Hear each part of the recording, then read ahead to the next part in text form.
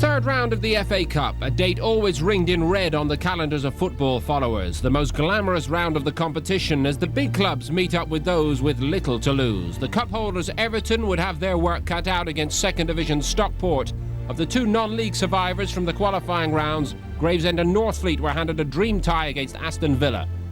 Tottenham Hotspur were up against previous cup giant killers in Hereford. The other non-league side, Woking, felt they had every chance at second division Swindon, and several Premier League sides seemed in danger from lower division opponents. Coventry, Queen's Park Rangers and Nottingham Forest all having to travel.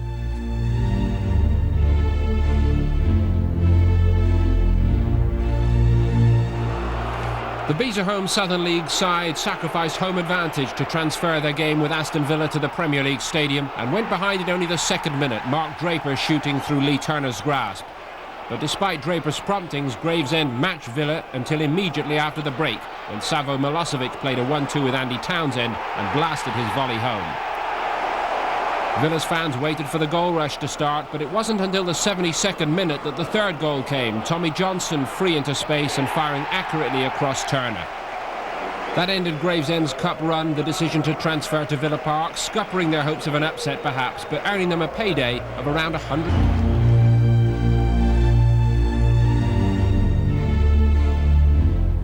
Neither of these sides could point to much good form coming into the FA Cup, but second division Brentford embarrassed first division Norwich, and in particular John Newsom, the Norwich skipper. He stepped in as others failed to clear, but only guided the ball past Brian Gunn. Worse followed for Norwich on the hour. Robert Taylor, who started his career at Carrow Road, feeding Nicky Forster, his first-time cross stabbed home by the 17-year-old Marcus Bent. The Canaries pulled one back 5 minutes later, Newsom scoring at the same end, but this time for the right team from Keith O'Neill's corner. But Brentford held on to inflict a fourth defeat in 5 matches on Norwich and their new boss, Gary Megson.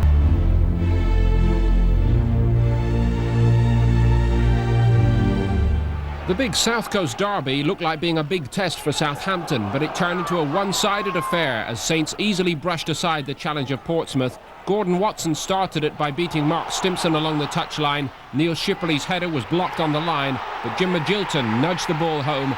Southampton with the perfect start in 12 minutes. Portsmouth survived until half-time, but they made an even more disappointing beginning to the second period. Pompey's defenders backed off Matt Le Tissier. He was allowed the freedom of the Dell to set up Magilton for another tap-in.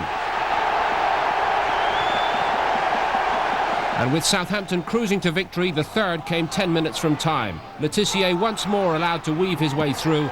This time Neil Shipperley had the freedom to finish as he liked.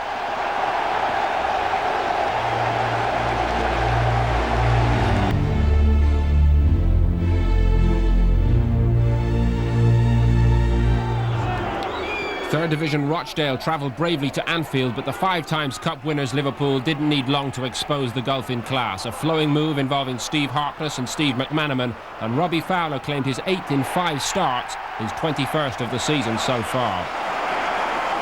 Stan Collymore weighed in with 2 before the break. The first, a shot into the corner as he was set up by Fowler. The second, a header from Steve McManaman's cross.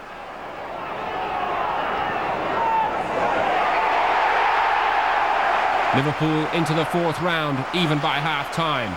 But Peter Valentine steered a cross by Jason McAteer into his own goal early in the second half. And then the floodgates started to open. Anfield witnessed a piece of footballing history. Ian Rush coming off the bench to make it 5, beating Dennis Law's all-time record as he scored his 42nd FA Cup goal, a typically predatory piece of finishing. There was still time for Collymore to make it 6 and complete his hat-trick, the first for the record £8.5 million signing in Liverpool colours. Jason McAteer latched onto Michael Thomas's pass to score his first goal for his new club before the finish. A happy day all round for Liverpool, and especially for Ian Rush, MBE and master goal scorer.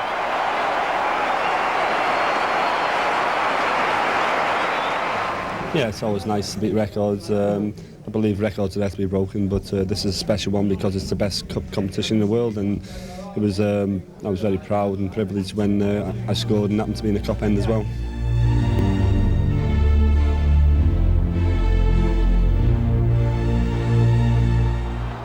cup holders Everton must have fancied their chances of a smooth start to their defence of the trophy when drawn at home to Stockport of Division 2, the more so when Neville Southall's long clearance wasn't cleared and Graham Stewart powered the bouncing ball past Neil Edwards. But with Everton temporarily down to 10 men, Stockport drew level. Chris Beaumont's header parried by Southall, only for Alan Armstrong to volley inside the post. Everton restored their lead just before half-time. Stewart's corner not cleared, Dave Watson pressurising the keeper, and Gary Ablett, the transfer-listed defender, scoring his first of the season. But on 61 minutes, Stockport were level again. Lee Todd bringing the ball skillfully out of defence, releasing Beaumont down the right-hand side, and Ian Helliwell met his cross with a brave diving header that even Southall couldn't keep out. Everton will not relish a return trip to Edgeley Park.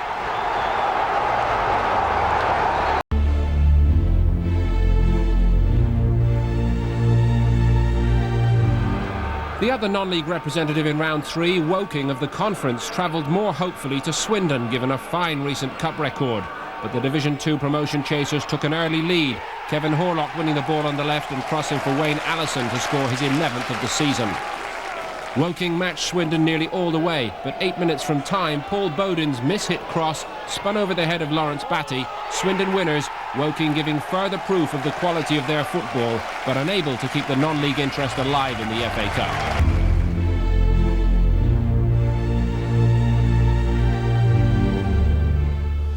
Edgar Street, the home of Hereford and venue for some of the great cup stories of the past 25 years. Spurs, the 8 times winners, travelled warily, but went in front when Ronnie Rosenthal diverted Darren Caskey's volley past Chris Mackenzie on 31 minutes.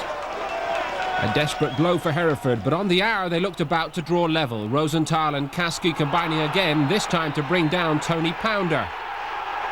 Mike Riley gave a penalty, the skipper Dean Smith missing from the spot for the first time this season.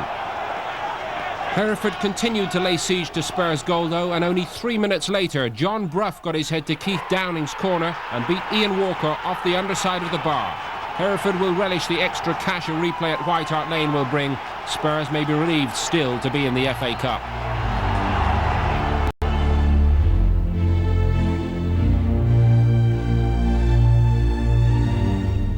Coventry City had gone out of the FA Cup in round 3 5 times in the past 7 years, and gale force winds made the trip to Division 3 high flyers Plymouth even more treacherous.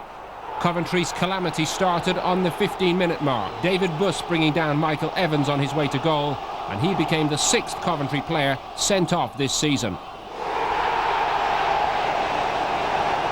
City were further punished when Ian Baird rocketed home the resultant free kick. That left Plymouth a man up and a goal to the good, odds on to cause the upset. But Coventry survived till half-time and reorganised well. With the win behind them, Paul Telfer beat the offside trap to set up Ali Pickering in space. His lob embarrassed Kevin Blackwell. 2 minutes later, John Salako used his pace to good effect to get free of the Argyle defence. He put Coventry in front for the first time.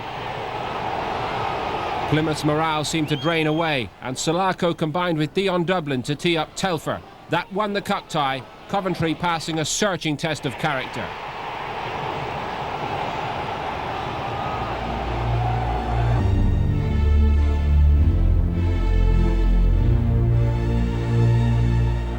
Sheffield Wednesday, finalists 3 years ago, included 6 full internationals, but also brought their league inconsistency into the cup tie at Charlton, and the Londoners, brimming with confidence, went for Wednesday from the off. Kim Grant firing his 7th of the season just 7 minutes in. Wednesday's sloppy defending was to blame for the second. Kevin Pressman recklessly chasing the ball and bringing down Grant on 36 minutes.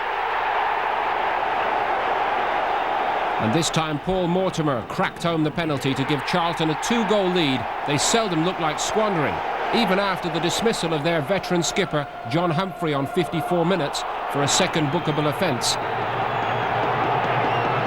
Alan Wilkie adjudged Humphrey to have been late on Andy Sinton, but an informed Division 1 side was too good for an out-of-sorts outfit from the Premier League.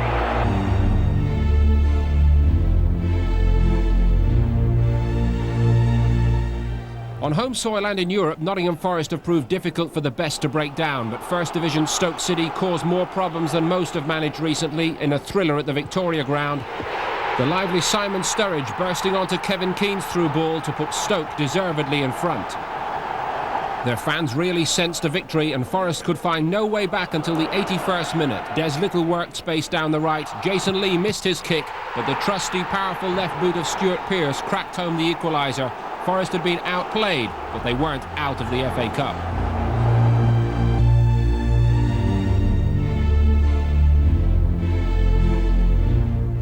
After one win in 8 starts, Arsenal met Sheffield United at Highbury looking to rediscover their best. But another below-par performance, enlightened only by Paul Merson's surge into the box on 73 minutes to create the chance for Ian Wright to score his 16th of the season. Sheffield United's display throughout merited a return meeting at least. They got that opportunity when Adrian Heath jinked and turned the ball in for Dane Whitehouse to level and proved that the new boss Howard Kendall is slowly starting to give the Blades a sharper look once more. Queen's Park Rangers put their Premier League relegation fears to one side with a gritty away performance at Tranmere. The player boss Ray Wilkins setting Nigel Quasi on his way to open the scoring on 55 minutes after a 1-2 with Bradley Allen. The game's outstanding player Trevor Sinclair then hit a post before extending the lead for QPR. Danny Maddox turning the ball back, Sinclair settling the tie in favour of the Premier League outfit. Tranmere disappointed that on home territory they didn't put up more of an argument.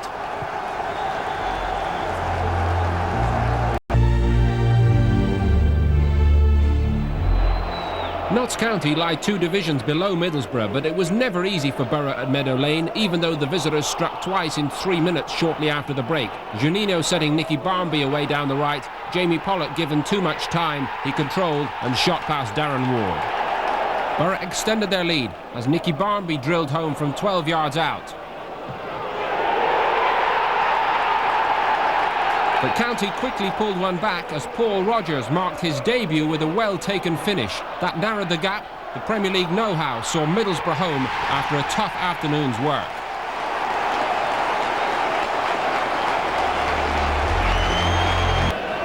Steve Howie, who was supplementing that attack, former striker of course, way back in the days when Jim Smith and Ozzy Ardiles were around at St James's Park. Good ball, Wise to Furlong. Hughes wants some support, Furlong goes alone. Well, he engineered the space well, Paul Furlong. And I'm sure that goal he scored the other night, the winner at Queen's Park Rangers, will have lifted his confidence no end. Kitson. Beardsley, measured beautifully for Ginola. This looks dangerous. Cut back across the face of the defence. Myers just got a foot in, and then Kitson driving it over. But that was a dangerous attack by Newcastle.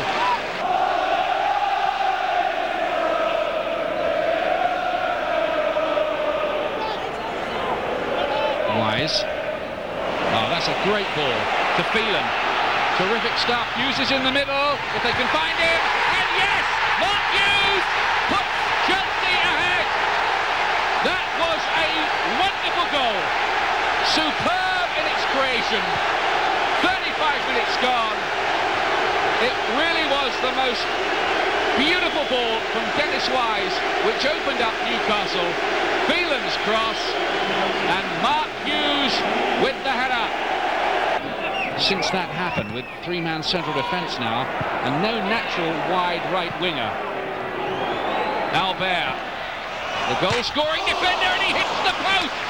Oh, terrific effort from Philippe Albert, and so nearly putting Newcastle level. Dewberry. Oh, that's nicely done. Hughes is in space here. Newcastle completely lost Mark Hughes and were nearly made to pay again. Those 3 central defenders for Chelsea have played extremely well. Lee, Dewberry and Myers. And Phelan. Good run from him, Spencer. Hughes with the chip. Furlong! Well, that would have been some goal as well had Furlong been able to finish it off.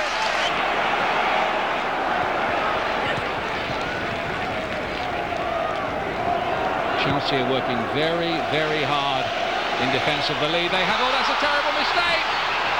It's out of play though. Ferdinand can't do anything more with it. And Dimitri Kardin is off the hook.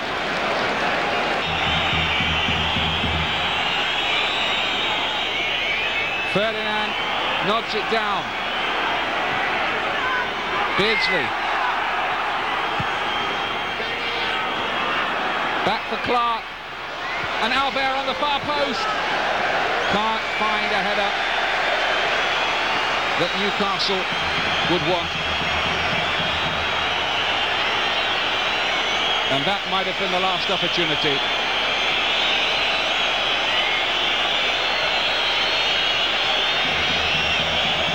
This dip in Newcastle's away form goes on, and it's growing to worrying proportions.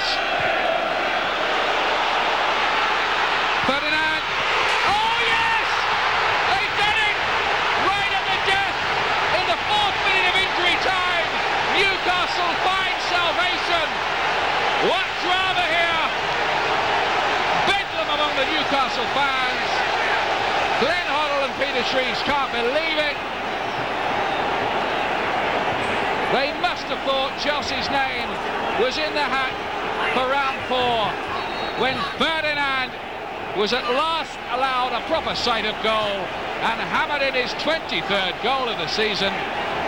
Glenn Hoddle says to the referee, how much longer do you want to add on? This is 23 minutes gone. Derby County 0, Leeds United 0. The 3rd round of the FA Cup. Free kick to Derby, which they've wasted. Dorigo's got the pace to keep going here. Brilliant run by the Australian fullback, and a good shot at the end of it. Saved with some difficulty, it has to be said, by Russell Holt. Flynn with the throw-in. Wanted it back from Simpson. Ford's long ball. Now then, how does the referee interpret that incident? Dean is furious that he apparently was held back when in pursuit of the ball, and there was not another defender in sight, and that is why the red card has been produced. And Jim Smith's plans falling around his ears here.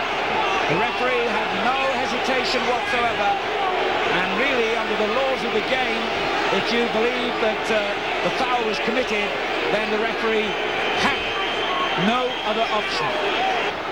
And a chance for Willems, and a chance for Trollope, and a chance for Gabbiadini! Derby have scored against the odds! 49 minutes gone! Delight across the baseball ground. They've lost a man injured, they've lost a man sent off, but they're in front. Willems, Trollope, and it fell perfectly for Gabbiadini to lash home his 9th goal in the last 11 games and his 12th goal of the season. Well, who would have believed it? And half-time, with Derby's first thought surely on reorganising themselves and making sure they just stayed in this game. Leeds would have been looking at it as an opportunity against 10 men to go on and win the tie first time. But now, Howard Wilkinson's team need a goal just to stay in it. And they might need 2! They do need 2! Derby has scored again! Simpson! Incredible! 2 goals in 2 minutes for Derby County, and they've turned the odds upside down here. Incredible! Palmer and Beanie in total confusion. Willems with the header forward, and look at that. Simpson decided he wasn't going to wait for goalkeeper and defender to sort it out, and that was a smart piece of thinking and a beautifully taken goal by Paul Simpson. It's a good ball, and it's deflected to McAllister and turned back to speed. 58 minutes gone. Gary Speed pulls one back for Leeds United. Holt comprehensively beaten by the shot into the corner. Dorigo's cross picked out McAllister, who just laid it on beautifully. Well, if the first half lacked any sort of pattern or any sort of thrills, in all honesty. The second half is more than making up for it. Ford with a good ball. Now Yeboah. Yeboah again, and it's turned in by Dean. Leeds are level. And Leeds have done a Derby. 2 goals in less than 2 minutes. Well, what an incredible game this is turning out to be. Dorigo's cross, Yeboah might have scored, Dean did.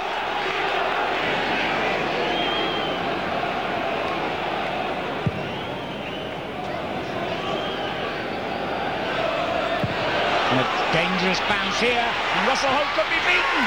Would you believe it? Leeds United have snatched victory in stoppage time, and an unfortunate bounce really has given Leeds a victory you have to say they hardly deserve. Oh, you have to feel so desperately sorry for Derby County.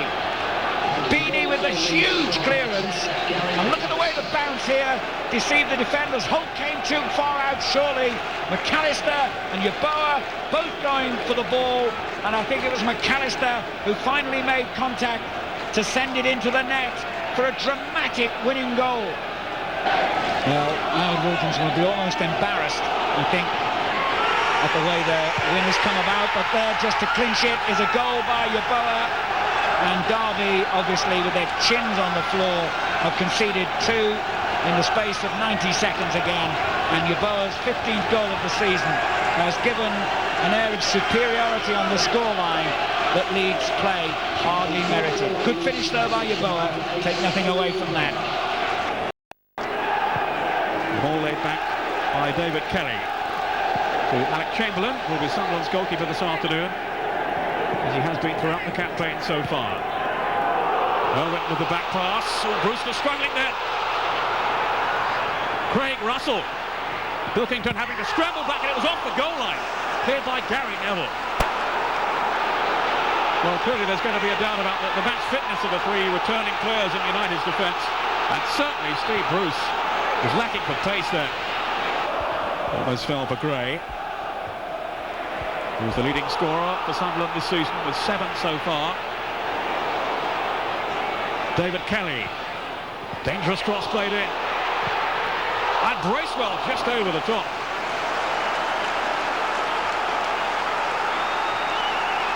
This is Gray.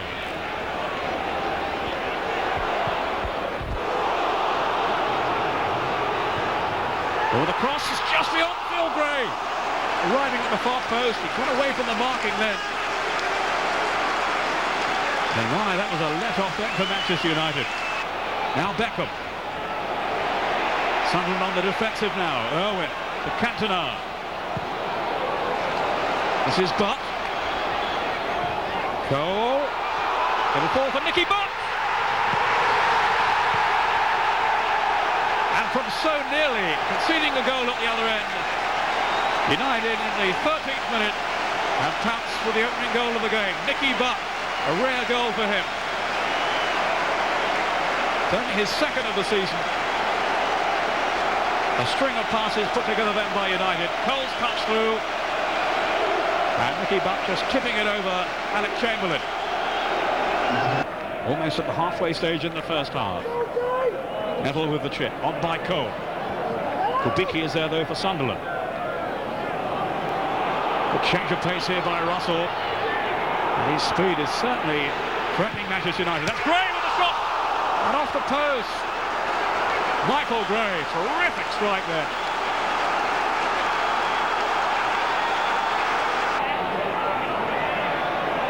Another goal really would be a killer blow for Sunderland. This is Irwin's cross.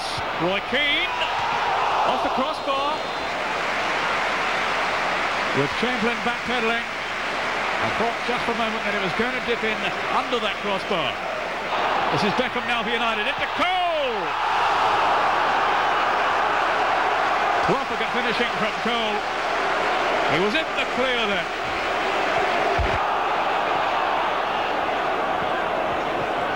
Michael Gray. Well played, sir. Still Gray. Now for Agnew. A shooting chance. And it's there! Steve Agnew! The goal coming just after the hour. Kevin Pilkington misjudged the shot. It bounced awkwardly in front of him and swerved into the net. Sharp. Brave challenge by Richard Orr. Here's Agnew, the goal scorer. Slipping it through to Russell, who's onside. Russell's away now. He's hit it well. And Sunderland have the lead. 2 goals in 4 minutes have turned this FA Cup tie on its head. Pilkington beaten again. Craig Russell, the goal scorer. Agnew's chip. And Manchester United then defensively were in total disarray. Pilkington, I think, got a hand to it, but could only scoop it into the corner.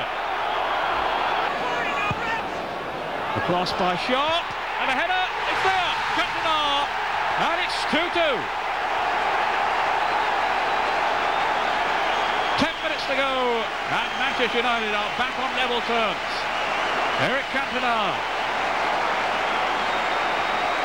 Curled over by Sharp, Cantona's there. He's got beyond defenders. Kubicki was the man trying to curtail him there, but he couldn't do so.